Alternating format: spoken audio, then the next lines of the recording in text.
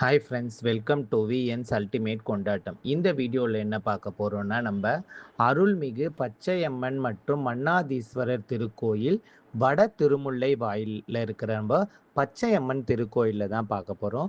So இங்கு வந்து பார்த்திங்கன்னா, இந்த அம்மன் பார்த்திங்கன்னா பச்சை நிறத்தில் சுமார் 7 அடி உயரத்தில் வந்து காட்சி தராரு. ஸோ பார்க்கவே வந்து கண்கொள்ளா காட்சியாக இருக்குது. ஸோ அம்மன் வந்து அவ்வளோ அழகாக பச்சை நிறத்தில் வந்து காட்சி தராரு. ஸோ இந்த திருக்கோயிலோட நான் வரலாறு சொல்லிட்டு வரேன். அதை நீங்கள் அப்படியே கேட்டுட்டு வாங்க. ஸோ பச்சையம்மன் திருக்கோயில் என்பது பொதுவாக கிராம கோயில் ஆகும். இங்கு நீங்கள் கல் சிலைகளை காண முடியாது, ஆனால் படங்கள் மற்றும் காணலாம். புராணத்தின்படி பார்வதி தேவி விளையாட சிவபெருமானின் கண்களை மூடினாள். மேலும் சிவனின் சாபத்தால் அவள் பூமிக்கு வந்தாள். சிவனின் மனைவி என்ற அந்தஸ்தை மீண்டும் பெற திருமுல்லைவாயில் வீரபாபுரி தவம் செய்ய விரும்பினாள். அம்மனை தரிசனம் செய்ய ஆயிரக்கணக்கான பக்தர்கள் குவிந்ததால் வீரமாபுரி நகரமே முழுவதும் பெரும் புழுதி படிந்தது. இருப்பினும் பச்சையம்மனின் அழகில் மாட்டிக்கொண்ட சூரபொம்மன் அதையே தன் சகோதரியிடம் கூறினார்.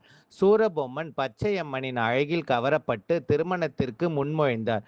இந்த தேவிக்கு கோபத்தை ஏற்படுத்தியது. அவள் காளி வடிவத்தை எடுத்து கர்ஜிக்கும் சிங்கத்தின் மீது ஏறினார். அவர்களுடன் சப்தரிஷி துறவிகள் போர் வீரர்கள் வடிவமைத்து எடுத்தனர். அவர்கள் அனைவரையும் சூரபொம்மன் மற்றும் அவரது வீரர்களை கொன்றனர். திருமுல்லை வாயிலில் பச்சையம்மன் திருக்கோவில் என்பது பொதுவாக தென்னிந்திய ஆலயமாகும். கருவறையில் பெரிய பச்சையம்மன் நிற தேவி சுதை சிலை உள்ளது. கங்கையம்மன் மற்றும் வேங்கி அம்மன் சிலைகளும் காணப்படுகிறது. வேங்கி அம்மன் மற்றும் கங்கையம்மன் தமிழ்நாட்டில் பிரபலமான காவல் கிராம தேவதைகள் ஆகும். சந்நிதியில் எதிர்கொள்ளும் கௌதம ரிஷி ஒரு பெரிய வடிவிலான போர்வாளை கையில் ஏந்தி காணப்படுகிறார். பிரதான சந்நிதியின் முன்புறம் உள்ள பெரிய திறந்த வெளியில் 6 புனிதர்கள் மிக பெரிய சுதை சிற்பங்கள் உள்ளன. வசிஷ்டர், நாரதர், விஸ்வாமித்ரர், பரத்வாஜர், அகஸ்தியர், கஷ்யசிபர் மற்றும் ஜமத்கினி இந்த துறவிகள் அனைவரும் ஆயுதங்கள் ஏந்தியபடி போர் வீரர் வடிவில் உள்ளனர். அகஸ்தியருக்கு எதிரே குதிரைகள் பெரிய சிலைகள் காணப்படுகின்றன. திருமுல்லை வாயில் பச்சையம்மன் கோவிலில் ஈஸ்வரி, கணபதி, திருநீலகண்டர் ஆகியோர் மன்னாதீஸ்வரர் என்ற சிவலிங்க சந்நிதியும் உள்ளன. கங்கையம்மன், வேங்கையம்மன், பச்சையம்மன் ஆகிய 3 உற்சவர் சிலைகளும் தனி சந்நிதிகள் காணப்படுகிறது. ஸோ இந்த ஆலயம் பார்த்தீங்கன்னா இதுதான் இதோட ஸ்தல வரலாறு. ஸோ அது மட்டும் இல்லாமல் மிக பிரம்மாண்டமான முறையில் வந்து இந்த ஆலயம் வந்து அவ்வளோ அழகாக சிறப்பாக நடந்துட்டு வருது. ஸோ அப்புறம் செவ்வாய் வெள்ளிகளில் பார்த்தீங்கன்னா அவ்வளோ வந்து மக்கள்கள் கூட்டம் வந்து அதிக அளவில் வந்து காணப்படுகிறது. ஸோ இந்த பச்சையம்மன் கோயில் வந்து பொதுவாக ஒரு கிராம கோயிலாக வந்து கருதப்படுகிறது.